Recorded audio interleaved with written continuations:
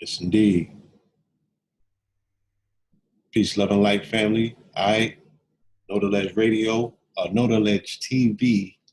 You know what I'm saying? We are doing a special broadcast in commemoration for the 9-year anniversary of Know the Ledge Radio, which was consecrated and created on this day, 9 years ago, to commemorate the birth, the solar return of the prophet Noble Drew Ali. Okay, under the spirit and homage to our ancestor, we decided to consecrate this show to go on air, to pay homage to the ancestors. You dig what I'm saying? And also create a portal or vehicle for the living elders as well as our modern contemporaries at the time who, had a plethora of information and conversation that didn't have a home, in the realm of early social media. What would that be, like social media 2.0? That would be new media. Yeah, new media before it was new. So with all of that being said, in the spirit of that, we launched Know the Ledge Radio on the Blog Talk platform 9 years ago today. Our first guest, we brought it in with Mama, not our birth mother, but a mother nonetheless, who is a stalwart in the Moorish movement, and that would be Ras Mariah Bey. Salute. RV Bay Publications. Yes, RV Bay Publications, famous for RV Bay Publications. The sister best known for banging out with Taj Tariq Bey, the mother of our brother, Ms. Raim, the host of the Moorish History and Heritage class, the Wednesday night classes that she held down with Taj and then later on with Anna E. Bey. Salute to her as well.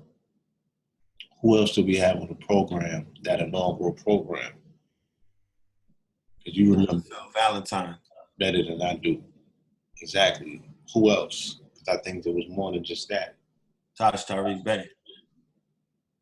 Taj Tariq Bey was on the program. I think, was Comete you on it too? Was it? I don't know about the first episode, but I'm sure that Dr. Phil Valentine called in Ras Mariah Bey and Taj Tariq Bey lended. But our brother Comete you may have been a guest as well. Yeah. Nonetheless, it was very indigenous. It was very aboriginal, for lack of a better term. We don't use that term, but you know what we mean. So yeah. it was inaugural. Very commemorative. Yeah, it was inaugural. It was commemorative. It launched the movement. You know what I'm saying? So we're here tonight to commemorate that, talk briefly about that movement, and gauge in particular where it's at. You know what I'm saying? And what did we derive from it? Where have we arrived from it? You know what I'm saying? And where do we plan to go? Okay. Indeed. Well, let's just describe the atmosphere 9 years ago when we decided to launch the show. That would be the best thing to do, is to take the people back to 9 years ago. What was the temperature? What was the atmosphere? What were some of the topics that were on the timeline, the proverbial timeline, or the collective mind of our people? Okay. Well, yeah. Now go ahead. This was before Instagram. It was before the YouTube wave per se. Facebook was just taking hold. People were just transferring over from MySpace and Black Planet to Facebook. I had already been there 3 years. Just like by that time I was damn near finished with YouTube. I had already jugged YouTube and got corporate positions out of it. You know what I'm saying? and I came into Harlem in the summer of '09 and handed the keys over to Red, showed him how to put a YouTube together. We had the handy cam, flip cams. I think Red showed Sonetta how to start his channel, and then the rest is proverbial history. But even YouTube would take some time afterward to catch up. So people were doing internet radio at the time. And before I had left YouTube with my media partner at the time, me and Majesty, we had Street Knowledge TV, and we had always discussed that the one thing that we hadn't done yet was radio. I had already done a newspaper, print media. I did the blogs. I did YouTube. Facts.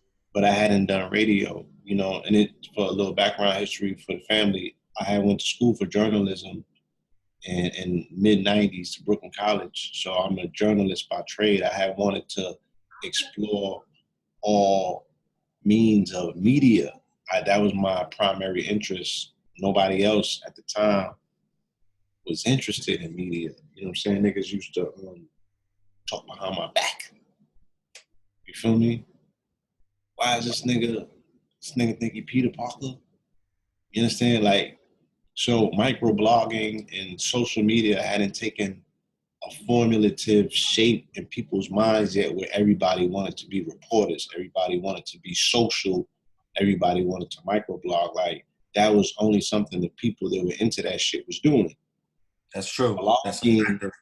Blogging opened up the blogosphere to a lot more people, because initially niggas figured out that was their free way into parties, one.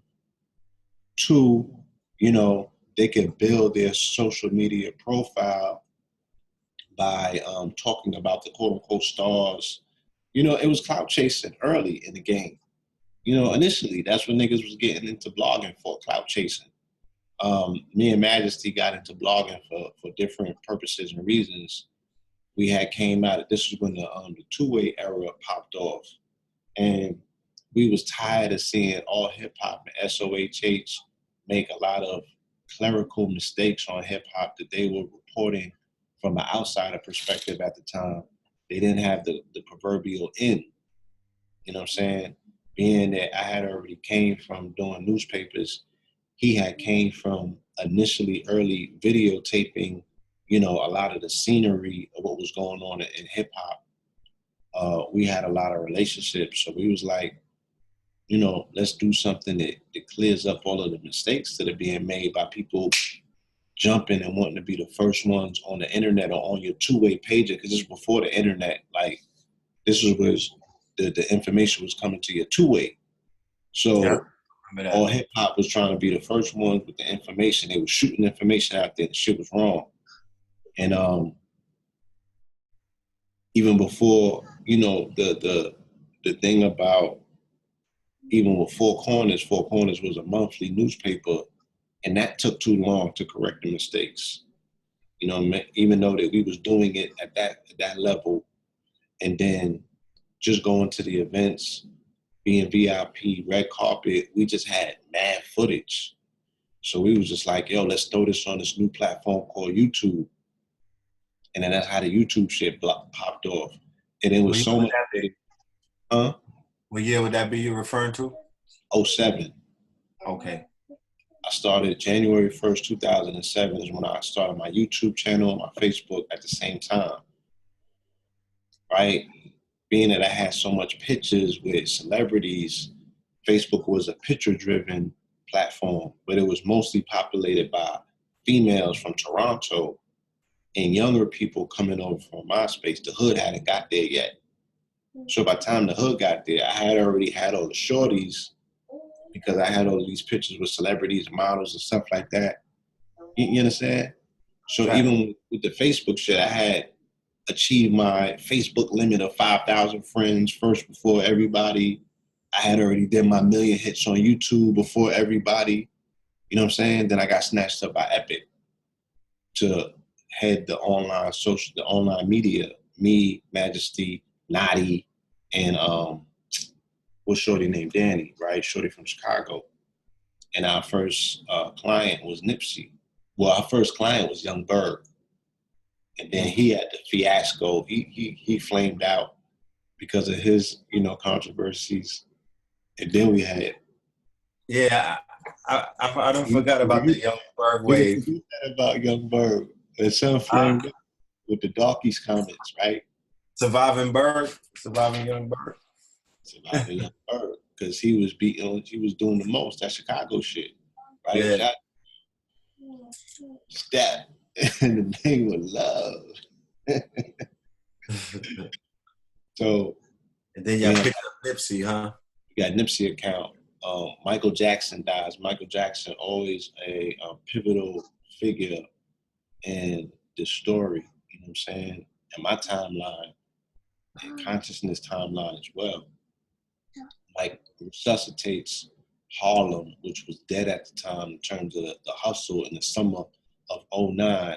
He breathes life into the juggle, right? We start hustling in front of the Apollo from January 26th. From June 26th, the day after he died, into mid-August. I go to Miami after that. You know what I'm saying? I get a call from King Simon on one of them to do an interview with um, Abundance Child to prepare for an upcoming election with Dr. Sabi coming back to New York. I hadn't seen Sabi in a while. So I was like, yo, I need to, commandeer that. I did the interview. That was my first time on Blog Talk. Then Nikki Love and them came in. When I left Miami and got to Atlanta, on my way back to New York, I had met Nikki Love and Ankh, right? Because KT and KB had a shop at Little 5 Points. They had came down there, shot a commercial, spent some bread and everything, show love. Did an interview with them. I get back to New York, you know what I'm saying? I follow up and do more stuff with Abundance Child. By this time, it's lit. You dig what I'm saying? I'm finding out I really like radio. I tell Red, yo, Red is doing his thing on other channels. I'm like, yo, let's put our resources and our heads together. Is this radio thing, this might be it. It feels fun. You know what I mean? We had started filming initially our clips in Harlem during that run with the Michael Jackson paraphernalia and hustle, and that started Know the Ledge TV on YouTube. So we had these conjoint media platforms, and that inaugurated our official step as twin pillars into media, whereas he might have been doing his own thing. I might have been doing my own thing. I was doing my own thing for damn near a decade in media without his involvement. You know what I'm saying? So we stepped in together and opened up the flagship. In January would be the operative time that we announced, we got our plans and our heads together and our minds wrapped around doing this particular venture. And that's where Know the Ledge Radio was born from, all right, in January 9th, 2010. So that's the motherfucking history. I really doubt that I left anything out. I didn't mention nobody else because nobody else was involved. You know what I mean? A lot of people came on deck. A lot of people initially was telling us, son, you wasting your time, you bugging. And then when that shit started popping and it became the wave, then they came. You dig what I'm saying? And, nonetheless, you know what I mean? A lot of other people contributed to making it a stellar contribution because it really was a vehicle that was put together, to allow friends and family and other people that we knew in the community that had a lot of information but didn't have a lot of outlets to speak to the world and get this information out. Because now this is the second, moving into the third iteration of the metaphysical underground / conscious community hip hop version, right? And we had already came out of one phase where one community kind of already was crystallized and died off. Okay? And there was bits and pieces that we had took from that and resurrected in this particular demonstration, you know what I'm saying? Which turned a whole new leaf. So, and now we have what we have today. You dig what I'm saying? And Know the Ledge was the launch pad for a lot of people who even started their careers in that particular forum and venue. You understand? And that's where, once again, that's where we at today. You know what I'm saying? This is probably the third age. You know what I'm saying? Third dynasty. Huh? When the YouTube The came third back, embarking on the fourth. Yeah. yeah, we're embarking on the fourth. I think the YouTube era is winding down. Technology usually seems to be the disruptor that changes the eras, because when we identify eras, we go to the VHS era. Right.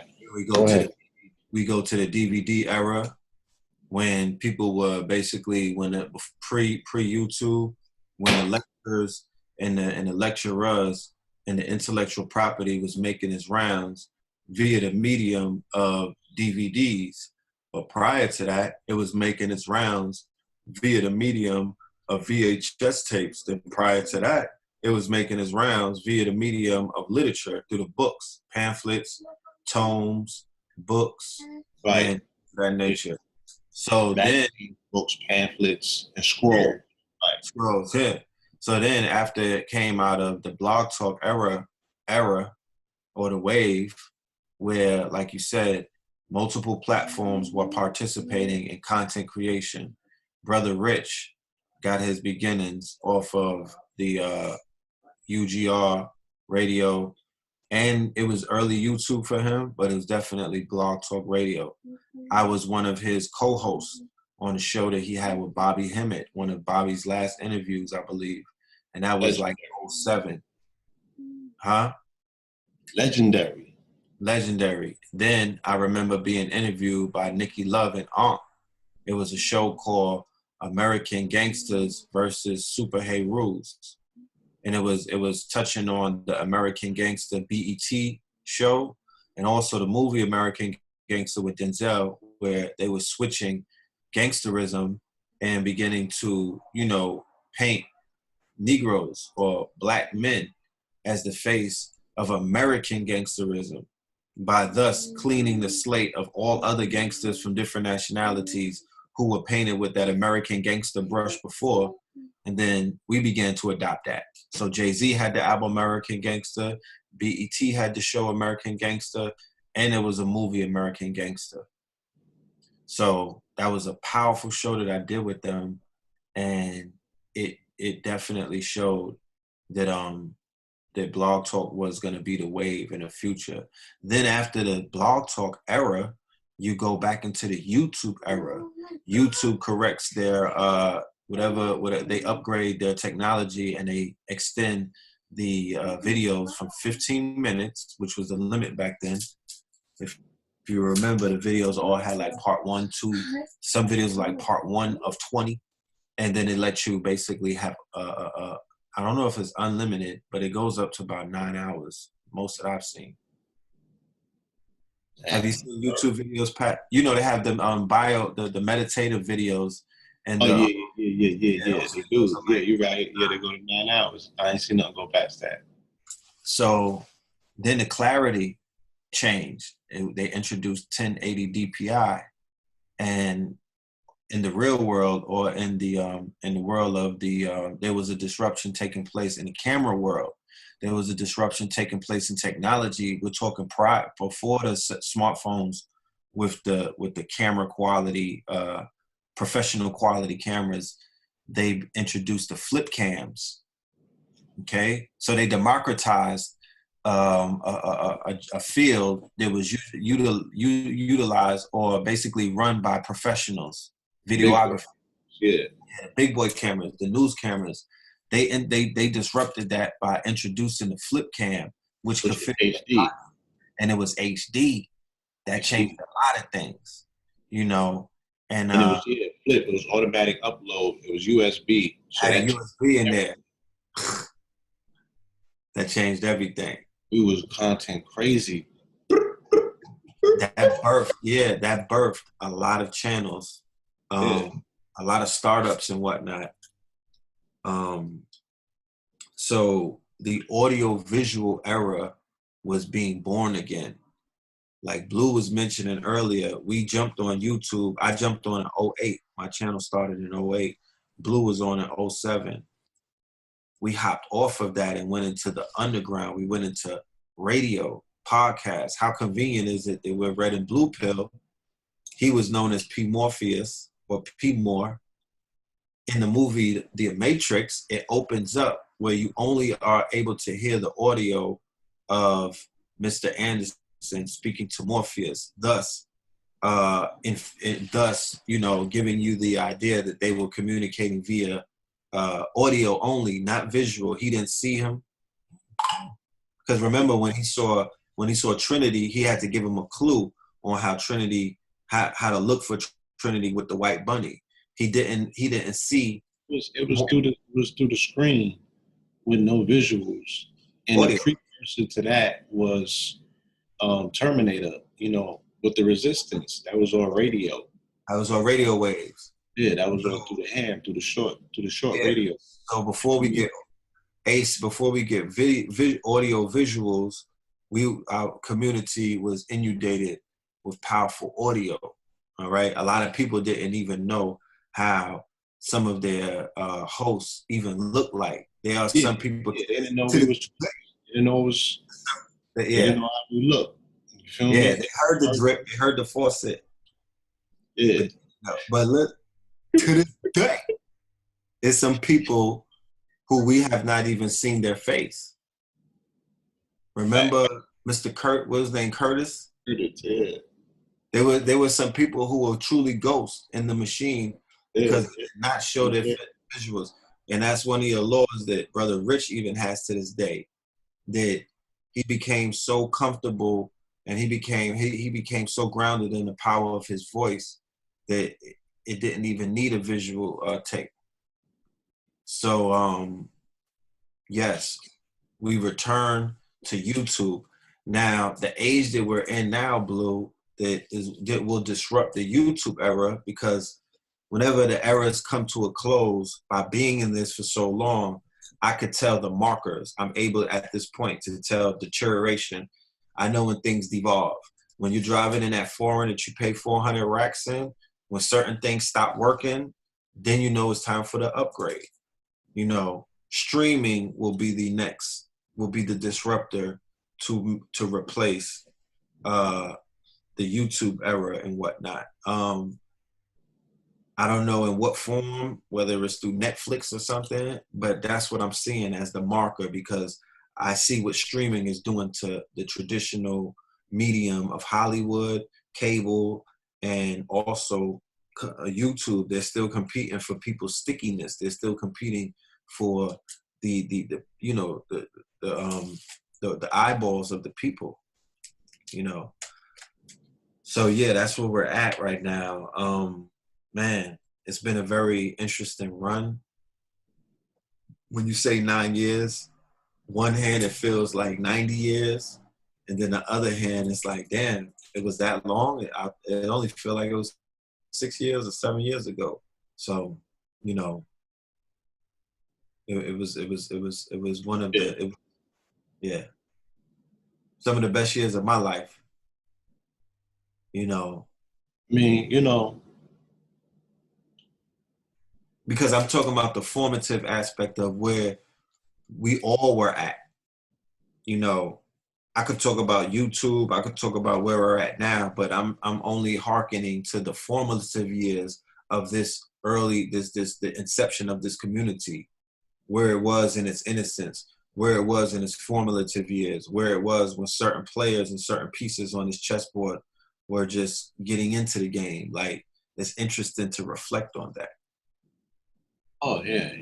It's definitely worthy of a docuseries. You know, when you want to go back and reflect and say, you know, look at where things were at then, and you know what I'm saying, take an assessment of where they're at now. And you know, I've been here for the better part of going on 20 years. Maybe there's some people that were there longer than that, but I mean, I'm able, like you said, to gauge, you know, eras, generations, you know what I'm saying, and how they correlate to technology and technological advances, like you said, disruptions, and, you know, how different formats came in and changed the game and what it changed the players in the game. Let me give you one better. I don't mean to interrupt you, but YouTube was disrupted by Facebook Live.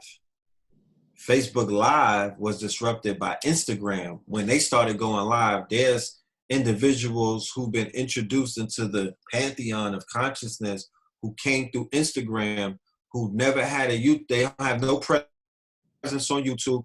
They don't use that app. They don't use that platform. They don't use that technology. They have separate ways. Yeah. Only on Instagram, and they got people who got IG giants. They got people who built nations, waves, cults off of Facebook. Yeah. Facts. You know. So with knowing all of that, it has its own players. It has its own record routes.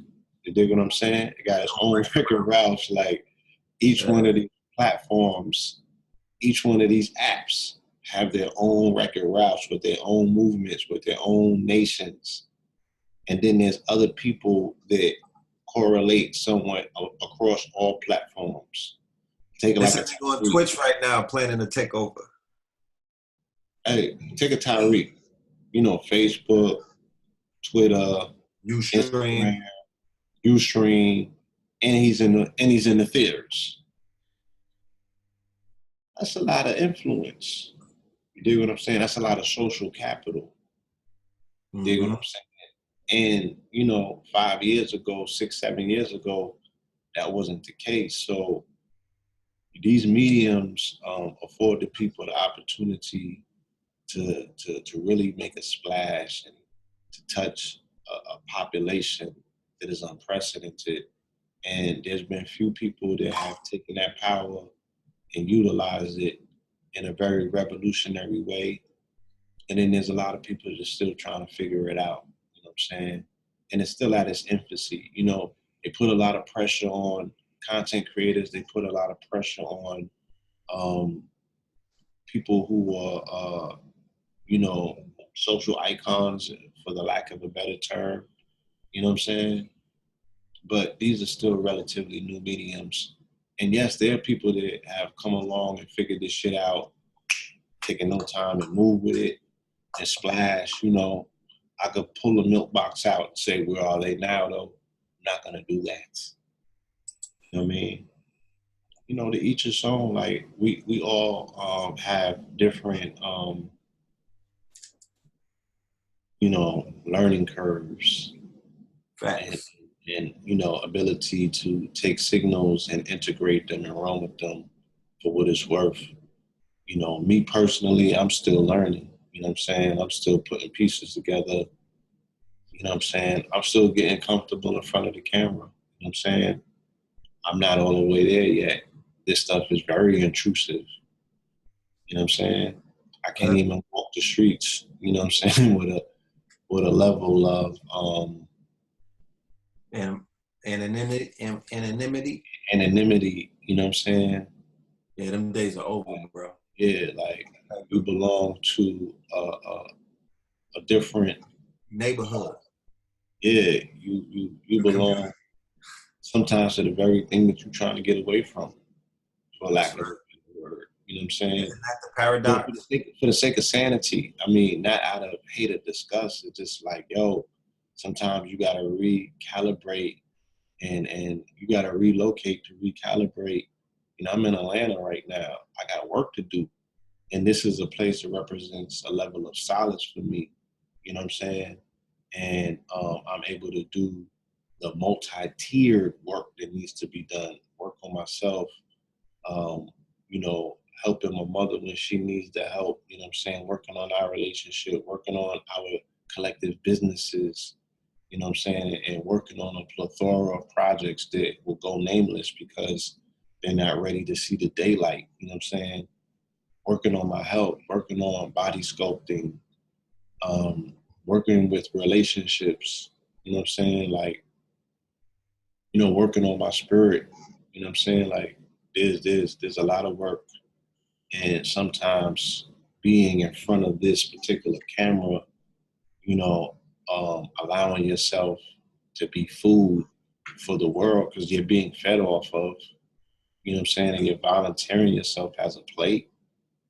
You dig what I'm saying? So let's be clear, when you get into this forum and you format yourself to this format, expect to be carved up, diced up, my nigga, and consumed, right? You're creating content for the consumer to be consumed. And how can you motherfucking not be consumed with it? Exactly. Huh? They're called consumers. You don't run my balls either. Huh? I see. And we live in a content heavy attention economy. So yes, they are consuming. They're eating it up. You know, they want a piece of you. You feel me? Yeah. Sometimes you feel obligated to give a piece of yourself. Yeah.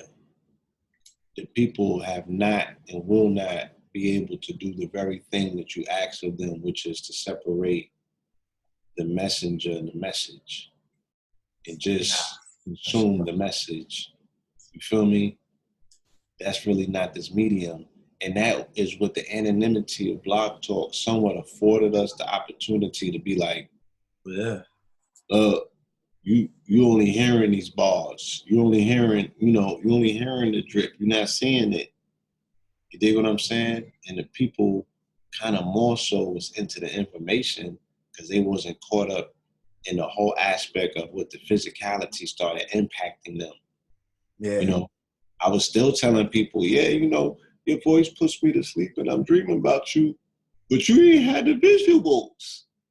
You know what I'm saying? Now you inboxing me telling me that we married in my dream state. I'm like, yo, I'm not responsible for that. You know what I'm saying? Yeah. You my baby daddy in the astral. Look. You know, I'm not even gonna get into that right now. That's a whole nother episode. God damn it. You know, Billy Bean. You know what I'm saying? Surviving late night consciousness. Yeah. Shit crazy. Surviving astral marriages. That's all. For real, bro. It's a whole nother episode. You know what I'm saying? It's a docuseries. Yeah, so, and I mean, there was fuckery that was taking place in the Blog Talk era, in the Blog Talk stratosphere. You dig what I'm saying? But mostly was, you could get to the, there was a lot of information being dispensed. Like, hands down, the Blog Talk lectures still, to this day, supersede physical lectures, and they still supersede YouTube lectures. Super facts. They do. We got the archive to prove it. Super the facts. Niggas came on our platform and did their dissertations. First of all, Blog Talk Radio was their warm-up for their physical lectures. But because of the chemistry, being that Blog Talk is an air medium, because it's on air, right? You're dealing with the whole aspect of Gemini, Mercury, us being twins, Tahuti energy. You know what I'm saying? When we're interfacing and interacting with our guests, we're pulling things out of them and pulling things from places where, are inaccessible to other people, and they end up giving the entire lecture on the program. And by the time they get into them buildings to get them physical lectures, the shit be flat. From fucking lying and flying, prove me wrong. Let's compare the two. Let's get them Blog Talk warm-up episodes and get the YouTube version of some of them fucking lectures, and you will see the discrepancies. Like, some of these niggas need interactions with hosts. You know what I'm saying? They need that even in a live lecture setting. That's right. I would do better if I was to sit up maybe and be questioned and have a host, you know what I'm saying, like a Brother Rich format in a live setting that's directing and asking me specific questions and allowing me to go in and you know what I'm saying, and get into my deliberate phases rather than just, oh, how do I, you in space trying to figure this shit out. Like, you know what I'm saying? Like, But to be honest with you, that would be a documentary. That's almost the ingredients of a documentary. You ask the question from a host, and then you give your educated answer, and yes. filmed, and that's what a documentary affords us, in a sense. But yeah, I agree with you. I was just going over that in my mind about, what are some of the newer formats that need to be explored. And definitely after the God Frequency Conference, I said to myself, like, yo, we need lectures where it's a host and a teacher together, and they're feeding off of each other. But when the teacher goes in, he has a full presentation. It's not just back and forth building. There's actually documentation and things like that to, for the students in the audience. You feel me? For those who need to further their scholarship. You feel me? So yeah, But it's interesting where we're at now. It's very interesting.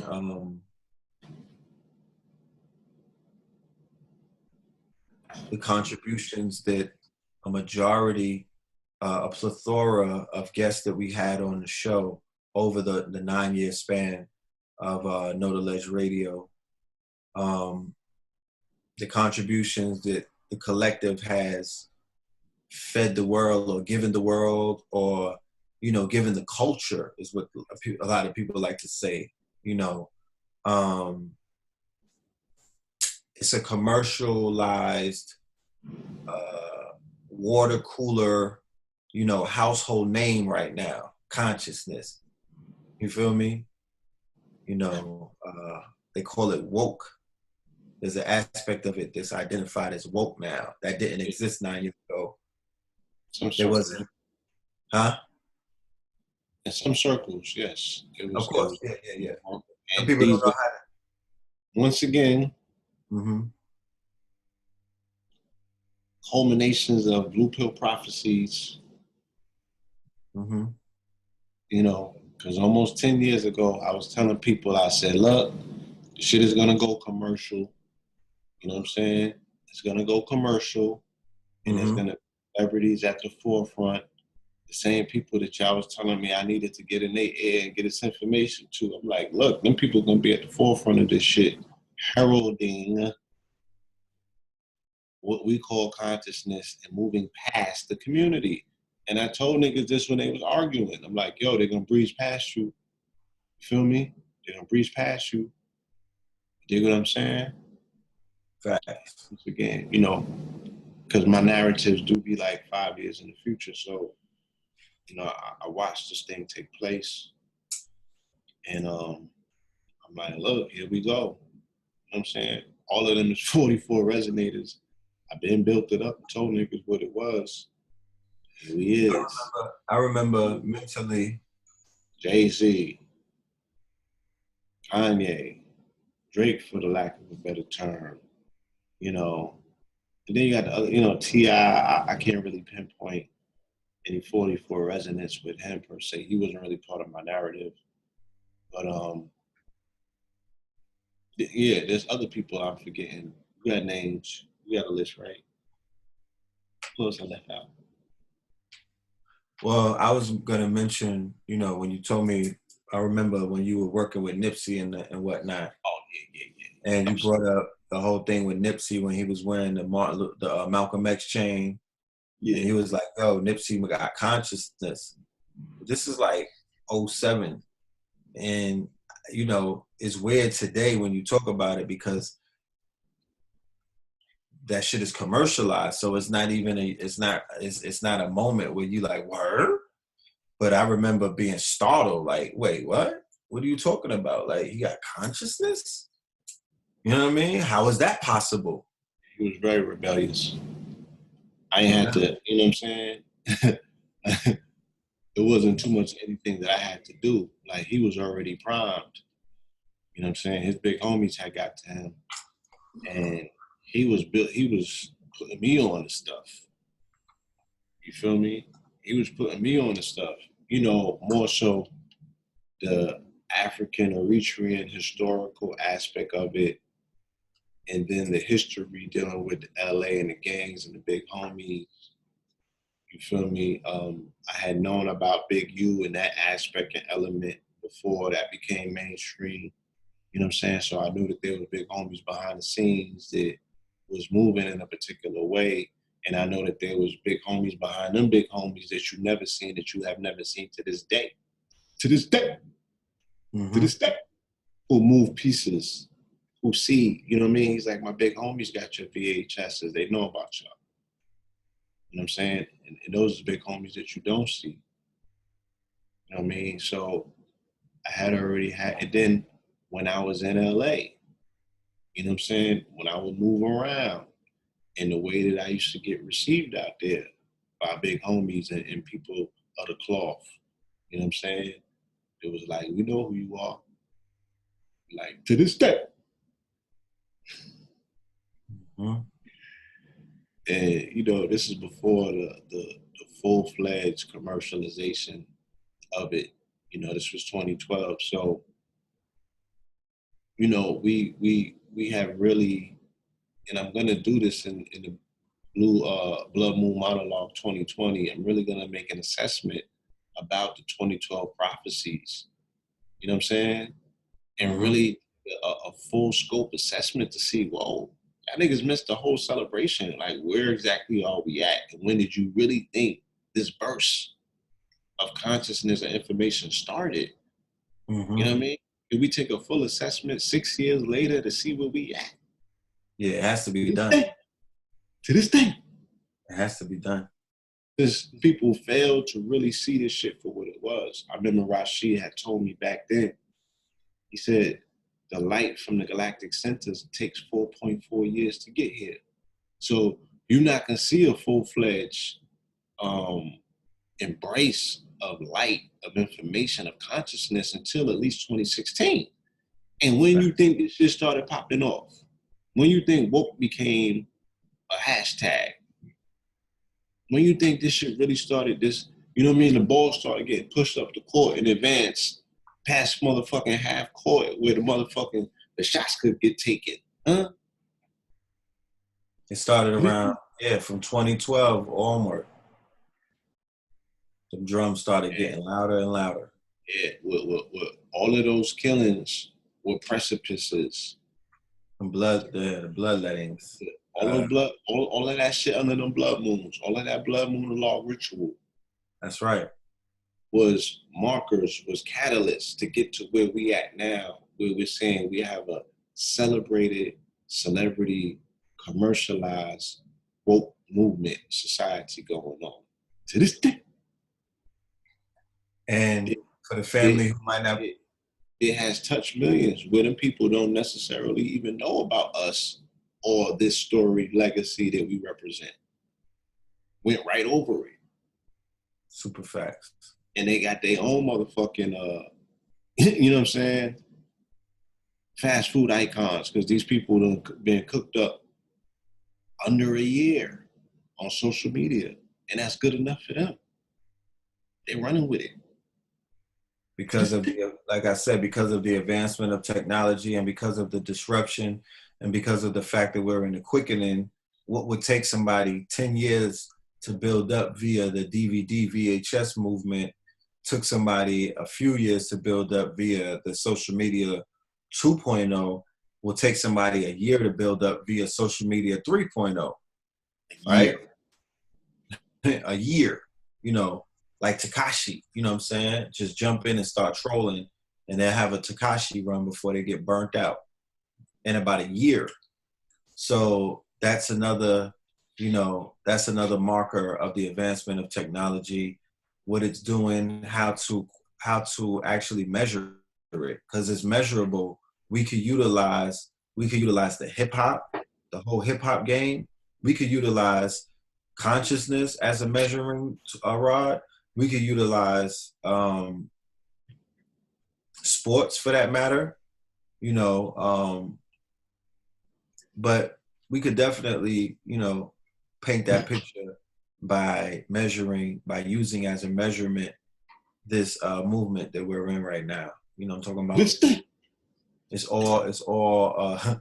It's all been time stamped. It's all chartered. You know, it's not a mystery. It's not speculation. You don't have to have debates about the history of it because it's all fresh and there's enough witnesses and there's enough proof to show how it's changed, where did it change at, when was it compromised to the extent of where it's at. You know, all of these things, you know, they all have their answers. Factoids. Nothing happened in a vacuum. Nothing fell out of the sky. Everything was a result. This shit was all Bandersnatch. It's all Bandersnatch. You know, it's all based off of the decisions or the actions or the movements that individuals took over the years and the results of said action. Now, Blue Pill brought something up earlier that I don't want to fly over anybody's head. He said he's going to break down what we were just building about during the lecture of the blood monologues. For the family that hears this video, that's able to view this video on January 19th and January 20th on the holiday weekend of MLK, okay?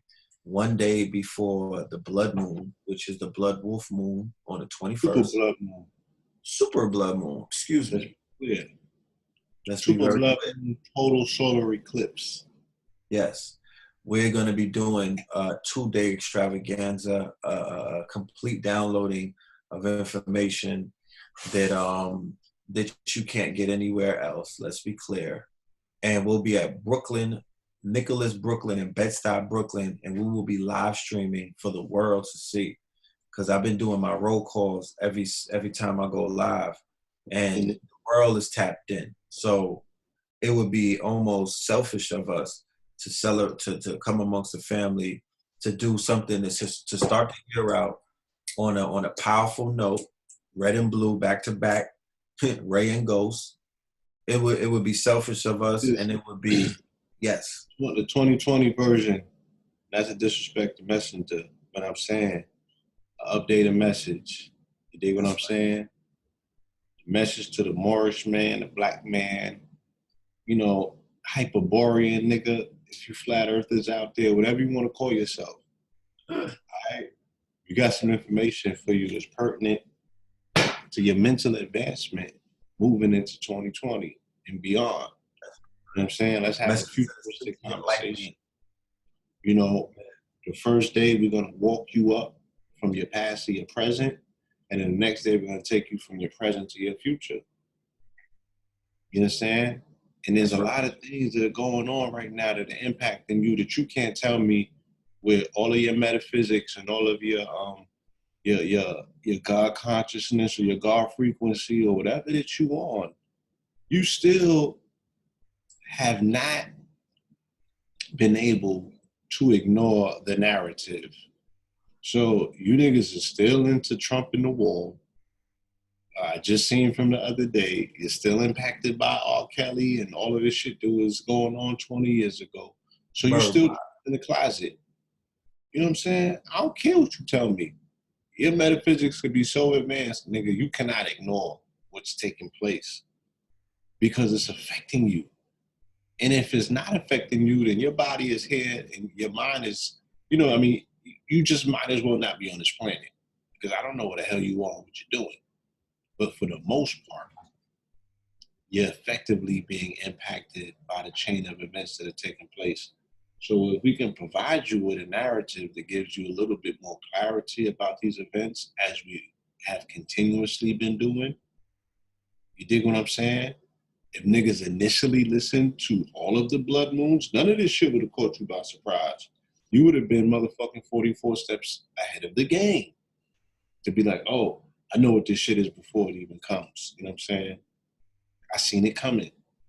So put yourself in a different position, to have a different perspective, so you can stop being assaulted by these chain of events. By these psyops. By these psyops. They spinning you. You dig what I'm saying? Fidget spinning you. Look, go to Eventbrite, put hashtag Twin Pillars, and all of the information will be there. Under Brooklyn, of course. Go to Eventbrite, location. Yeah, under Brooklyn.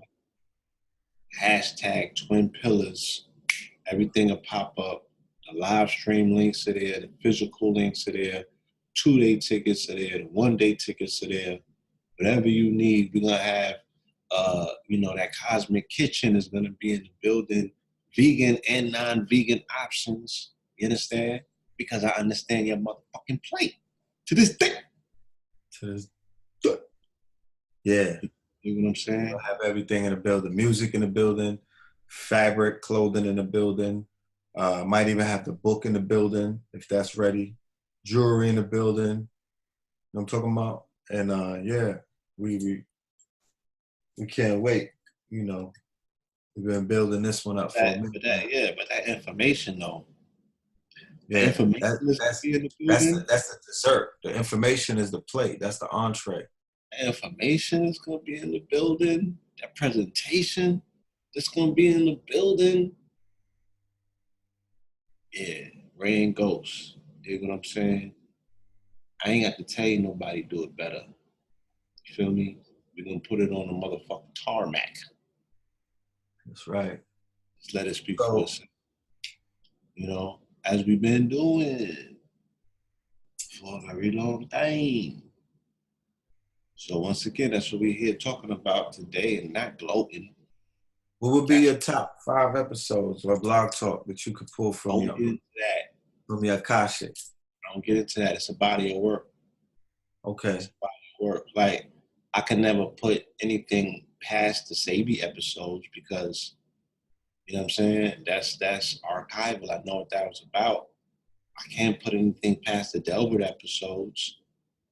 I would say, I would be like, yo, when Delbert called in at 12:30 at night, that wasn't even a discussion. Just the iconic moment. You know what I'm saying?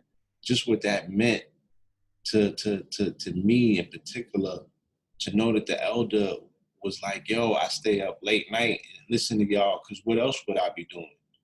What else is out there? You know what I'm saying? Y'all are my food. Delbert? When Phil be on, you know what I'm saying, listening online, and you just happen to open up, oh, I'm just here, I'm just listening. You dig what I'm saying? It's the moments, it's those small things. You know, the episodes within themselves were out of this world. I remember being right here in this very house when we had the show with Polite and Inky that went into 4 a.m. It was so long we had to do 2 episodes back to back. 2 episodes. Started at 9 p.m. Went all the way to 4 a.m. And we not talking about jonesing. Niggas wasn't talking about nobody. It was all information. Building so much info that it was an overspill. That they was motherfucking Scotty and Mike and back and forth. Where the shit went to 4 a.m. Remember the Dick Gregory episodes?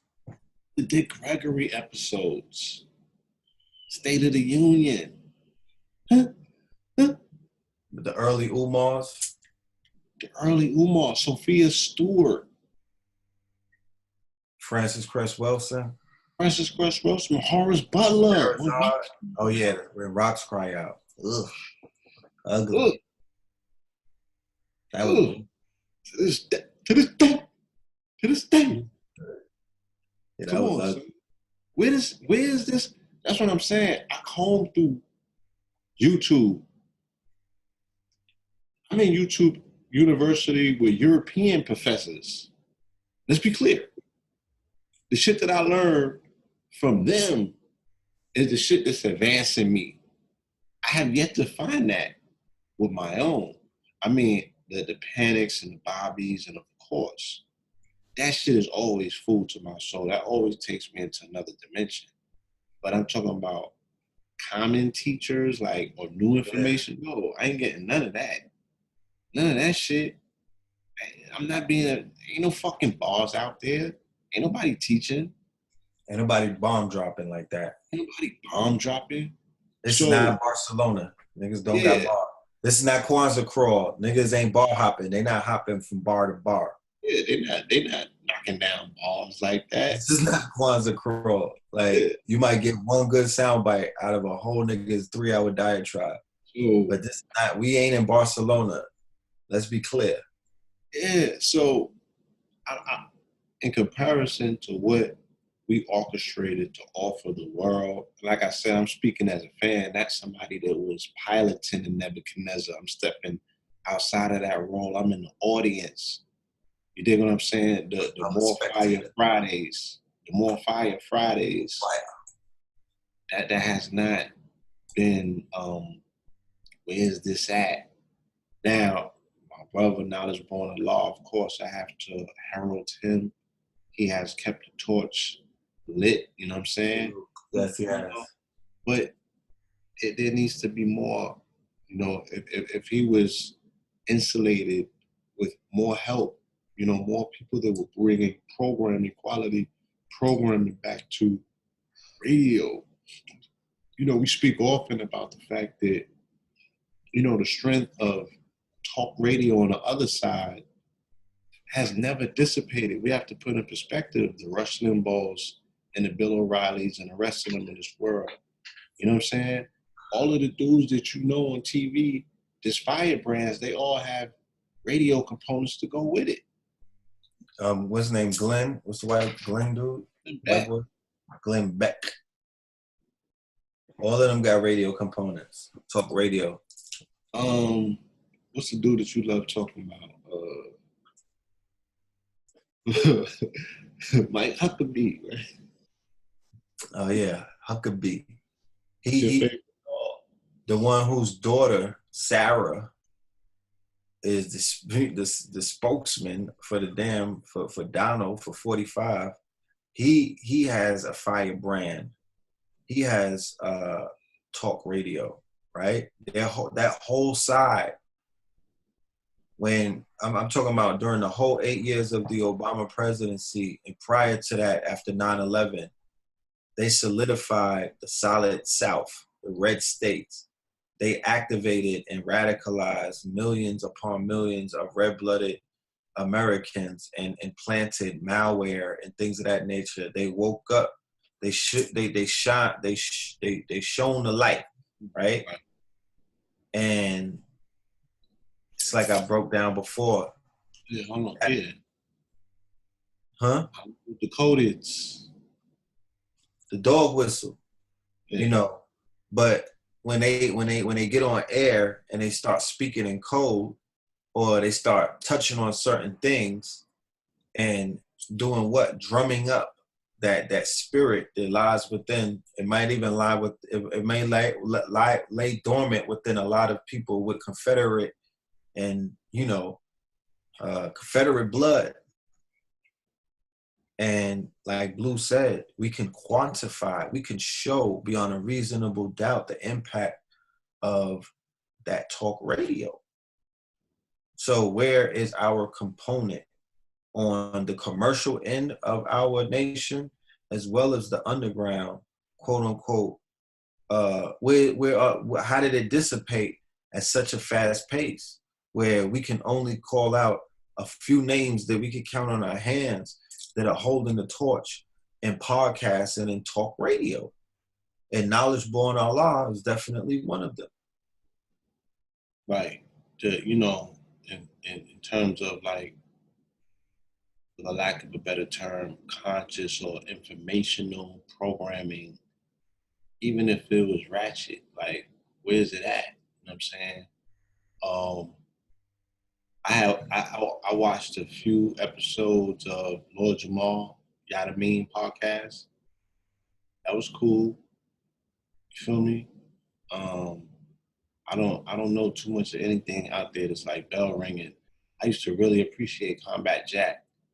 You know what I'm saying? Yeah. Predecessor to the podcast. For me, I would say the torchbearer. He was the first one that I ever really even heard utilizing that term and pushing that agenda the way that I know that it was pushed, where it came into the mainstream. You know what I'm saying? So to me, Combat Jack to me would be like the grandfather of podcasting. You could Yeah. correct me if I'm wrong. Did you Joe hear is any running with that. You know, prior? Joe Button is running with that right now with the Button Show, with the Joe Button Show. Tax Stone, he definitely had that crown. Yeah, I mean that was after. Yeah. Yeah. But like you said, I'm definitely But I mean, agreeing with. you go to buttons for information, for dialogue that might be cutting edge, or I like his commentary. I like his cultural commentary. You know what I'm saying? His cultural perspectives are Yeah, something big. I just go to him for he represents a certain demographics of hip hop commentary. You know, he speaks for generations that are not mumble rappers, and him and his crew, they remind me of circles that I was familiar with coming up, how they talk with each other. They got their own lexicon, lingo, things of that nature. So remember, Combat had his co-host, and they had that kind of warm relationship. They were witty, they were fast on their feet, they had industry understandings, but there was also some amongst them that could go into the realms of conspiratorial spirit, you know, and just build on a little bit. But that's, like I said, he's just scratching the surface. I don't, like you said, I don't see contemporaries at that degree. Drink Champs is dope for what they deliver. What Dame is doing with the Hip Hop Motivator, that's what Nick Cannon is doing with the Cannon's Class, you know, with Joe and what Joe Button is doing with his Jump Off. I was gonna say something, but I don't really like his. I'm not too hip on. I would say I'm gonna just say the name, the Charlemagne with the white boy Adam Schultz. I'm not a fan. You know, I'm not a fan. I'm not a fan of Rosenberg and Ebro. And this is not personal. I'm just not a fan. It doesn't speak to me. And the way that I think people of that nature should be talking about certain things. There's smart people playing dumb on the internet. There are people who have information and perspectives and vantage points that exceed that of the average listener, but because they are appealing to a demographics that they feel are dumbed down, what do these men go and do? They gossip, and they'll talk about the action and businesses of teenagers, and they'll take the easy, comfortable, comfort zone, soft target route rather than go heavy with it, because, you know, although we're in the age of information where being dumb is no longer cool, the people are catering to woke people, so they're still tiptoeing with a leash. Because it could have been a full onslaught of information if this woke shit was really about that life. Like, if it was really about waking people up, if it was really about revealing certain things, if it was really about maturing victimhood into victorhood, if it was really about peeling back the layers to explain what's going on, there would be an explosion of heavy information. But like when things get commercialized, they fall into the realm of entertainment. Then they get monetized and commodified, and then people are basically, you know, then it turns into a check. So people are ambulance chasing right now, and I get it. You know, I get it. YouTube checks. Nobody wants to pay their phone bill, and they want direct deposit to handle that phone bill after 1 million views. But, you know, when I harken back to '09, and I thought it was me, but today, in preparing this episode that we're doing right now, I decided to visit some of the archives. The conversation was so much more advanced. so much more advanced. You know, Already. even the lexicon was different. It was a different energy. Yeah. So the shows with Cheyenne and Murakush, all of the AA anthologies, the KT, All of the abundance episodes. the abundance episodes. Yafa Bay. Alpha Bay, that was crazy. That was crazy. We even had Prince Uriel, right? Then we had Prince Uriel. Rest in peace. We had Sister Myra L. Yeah, Sister Myra L. Yeah, the all of the Cosmophysic joints were rock cool, legendary. Buddha Clinks. Buddha Clinks. Android Mean. Will 777. Well, 777. You gotta revisit that on some shroomies or something. We got our own pantheon. We got our own alumni. We got our own university. Like, and none of this information has been touched to this day. Yeah, it's been buried. Because the collective conversation has not even reached that. It hasn't caught up. Get there yet. That bus is parked. That trailer is parked somewhere on the Mexican border, waiting for you niggas to cross it. Yeah, they still getting carded on the border. You feel me? They still getting carded. They like, pull over there. They on the side of the road, family. Like, that shit ain't crossed the border yet. You know what I'm saying? That the conversation has not reached the lawns of where these late night combos was taking place on Blog Talk Radio 5, 6, 7 years ago. Fucking with that. And because we came from the era of 01 to 07, when that first flagship was flying, we did everything in 09 and beyond, 010, to return to that place.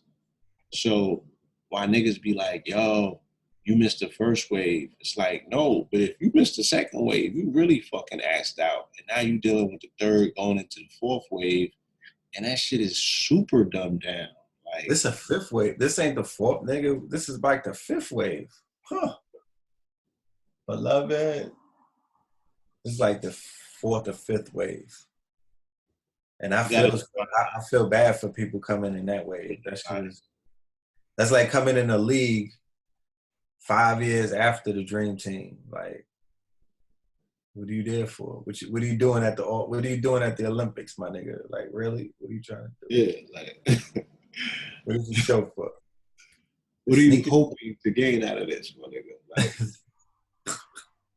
Like, where are you looking for your poster to be placed? Because the fucking rafters is full. Like, the classics have already been, like, the shit has already been done. What are you give us some insight into the next 5 years though, Blue, or the next 4 for that matter. It's one thing to go into the past and to revel in the past and to speak of times of golden eras. The next 4 years are dealing with virtual communities. You know what I mean?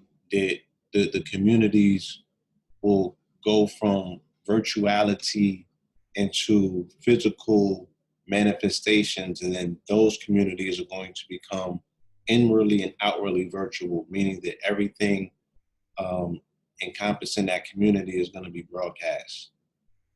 So the new reality shows will become consciousness, and that to the degree where people are just tuning into the Mandingo fights online or the debates and shit like that. It's going to be the camera is going to actually come into the community. The community is going to become the camera. You know what I'm saying? And it's going to be something that's operable. It's not going to be speculative to this degree. And the precursor to that is Nature Boy. what I'm saying? We're not here to take shots at nobody, so I'm not even going to delve into the critical analysis that a lot of people get into when they talk about him. I think that his execution and what he represents as a predecessor is genius.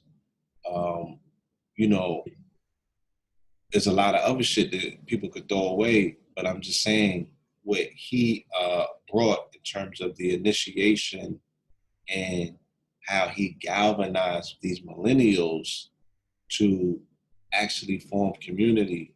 You know what I'm saying? Then I seen Yada do it. Who came before them? King, what's his name? King Noble was the precursor to all of that. King Noble was the precursor to all of that, but it wasn't off grid. It wasn't in another. That's why it's the precursor. It was off grid in a building, an abandoned building off grid. It's off the street grid. It's off the on Google Maps. It was off the Google Map grid. Nigga drop his location. He's like, wait, where's this at? Like, or what back street is this, bro? Yeah, it was the back street version. You know what I'm saying?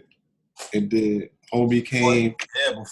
Before you show up in the jungle, I guess you gotta show up in an alley somewhere and then take it there.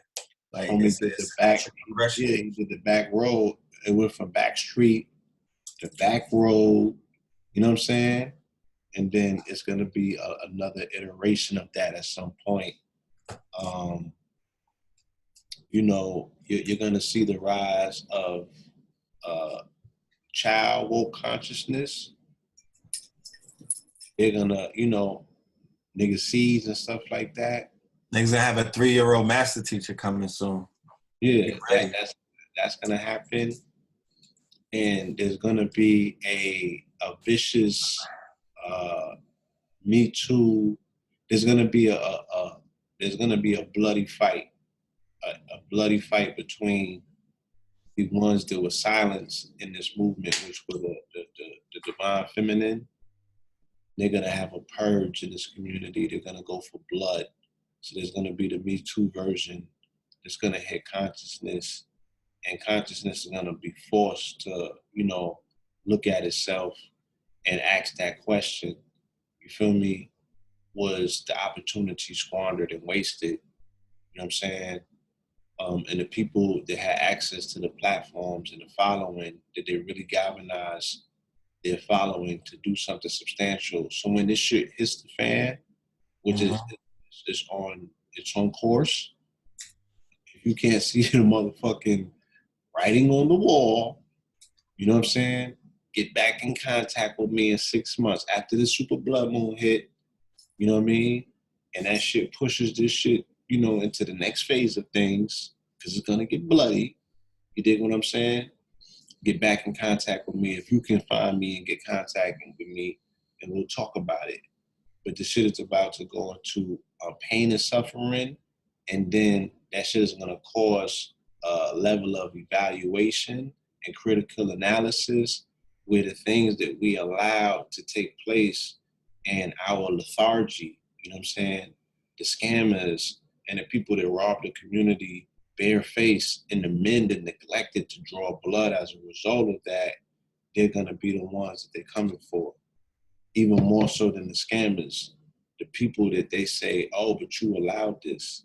You know what I'm saying? Because you ain't take heads and you didn't protect the community, you didn't protect the children, you know.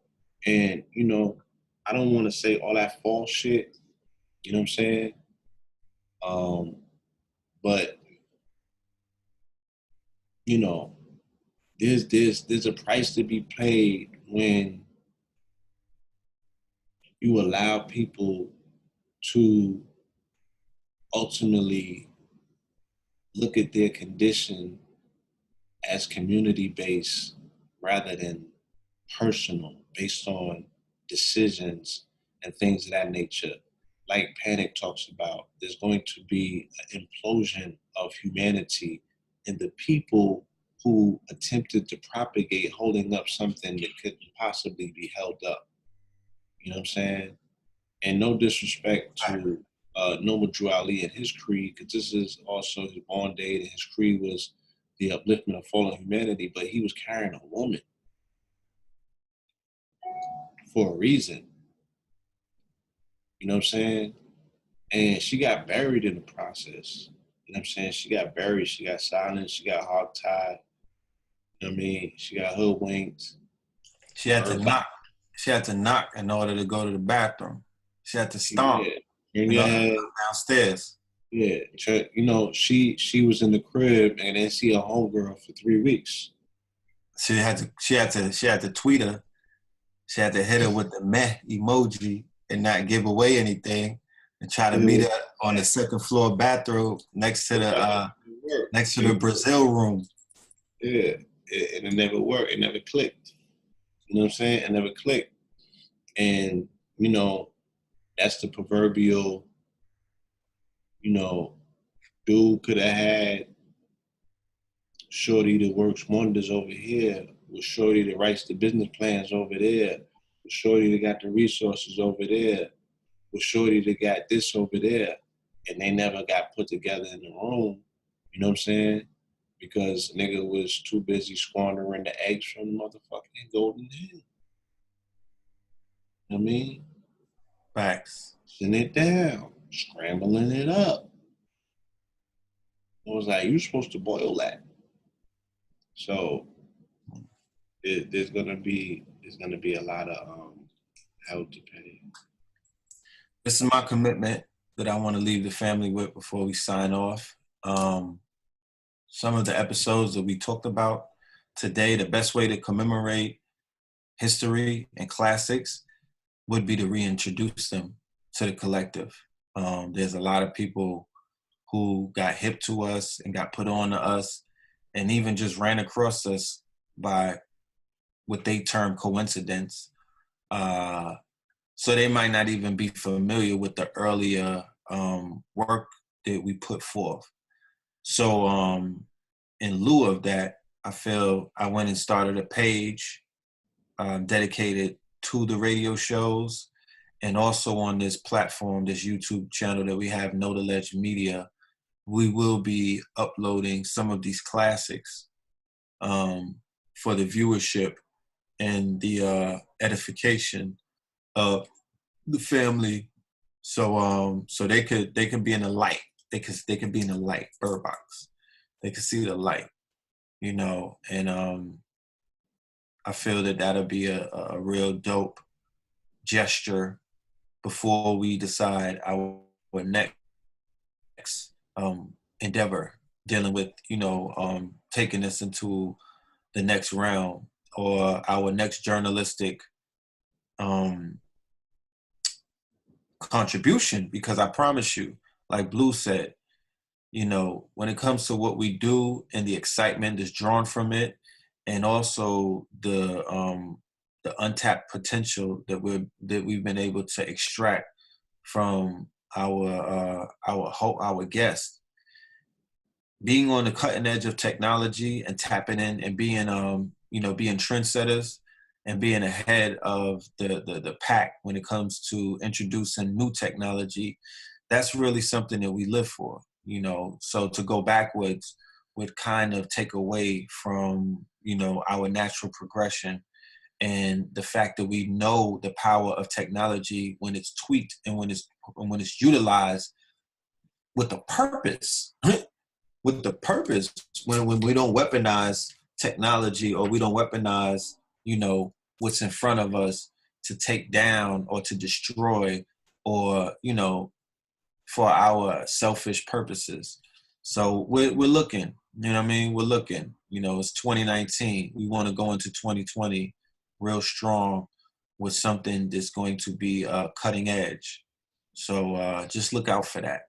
In the meantime, I mean, Blue's talking about virtual. So I've been studying, I've been talking to some developers and whatnot. They've been giving me a heads up into the Internet of all things, what Oculus is planning to do with Facebook, you know, where they're going with these smart glasses and stuff like that. So keep your ear to the ground. We got some good things coming up. All right. So Blue.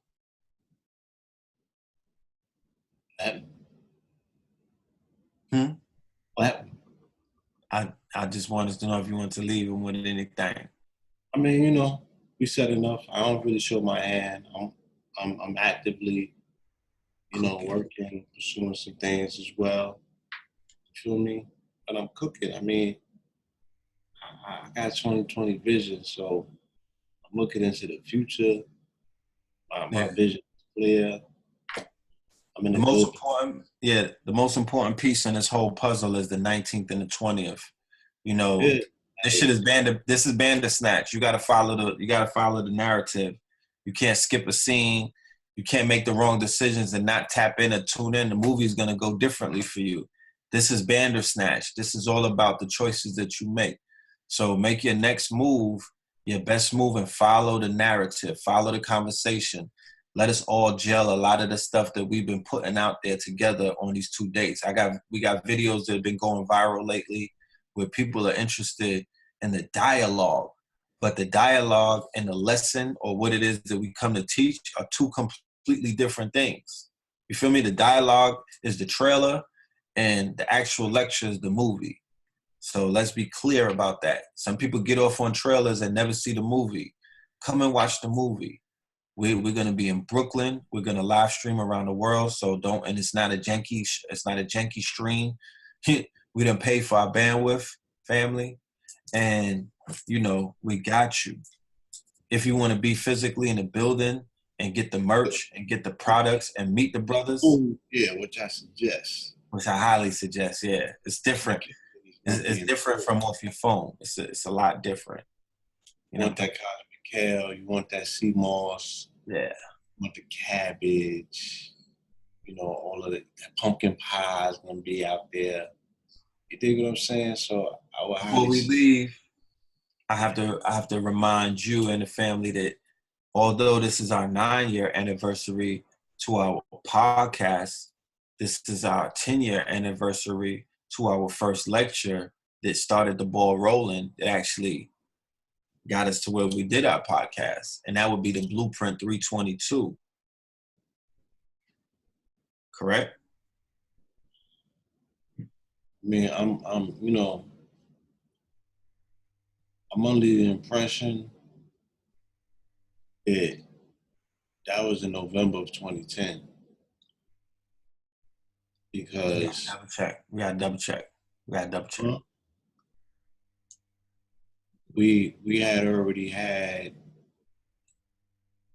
Blog Talk, from what I understand. No, we had YouTube. Huh? We had YouTube. We don't have any Blog Talk shows where we're building up for the Blueprint 322. We already did that. That's AA, that's Black Dot, that's Ampool, that's me and you. I'm gonna do the homework. I'll get back to you. That was right after the CB lecture. It could have been though. After the what lecture? It could have been right after the Sabi lecture. Yeah, Sabi lecture was November 14, 2009. Because I introduced Seven Heaven. And it might have been, because I remember Nadra came. Nadra, yeah, I remember that. Right after that, to the facts, to the jump off. So that was probably 2009. But yeah, I think that it was that, because I said that this was the 10-year anniversary, that we had to follow up and do the follow cursor to Blueprint 322.2. Factories. 2.0, I mean.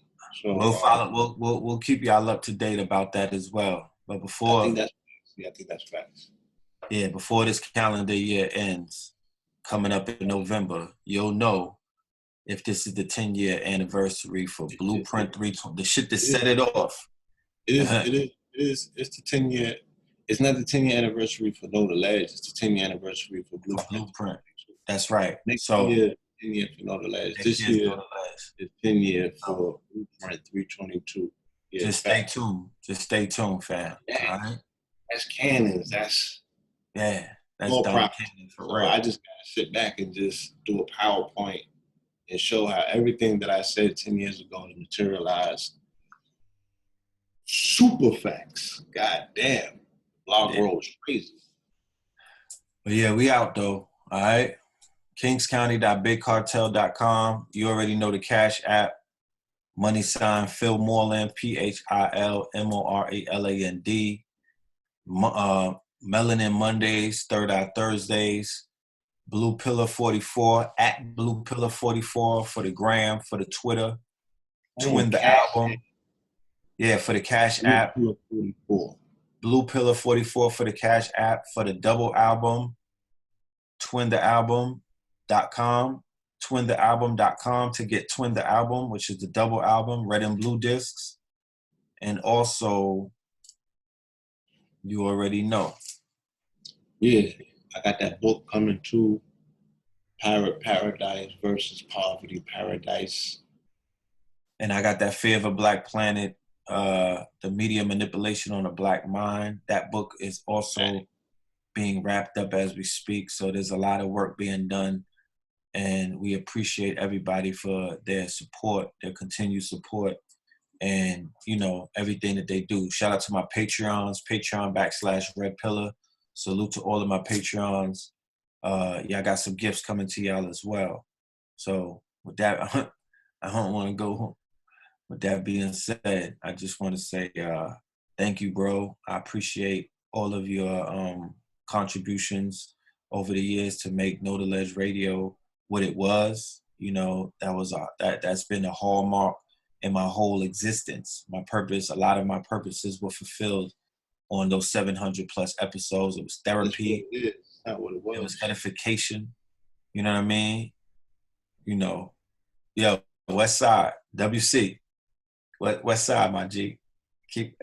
Stay dangerous. You know what I'm saying? Crip, walk us out of here, Blue. Go ahead.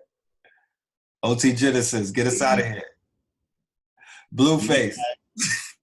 Fuego. Be all right. Fuego, Fuego, my nigga. Blueface. Hey, Fuego Calderon, son. Hey, yo, Blueface. Us out of here. Take off. Whack 100. Hey, yo, Bosco. Get us out of here, academics. Clean street. I'm out. Take off. Take us out of here. All right.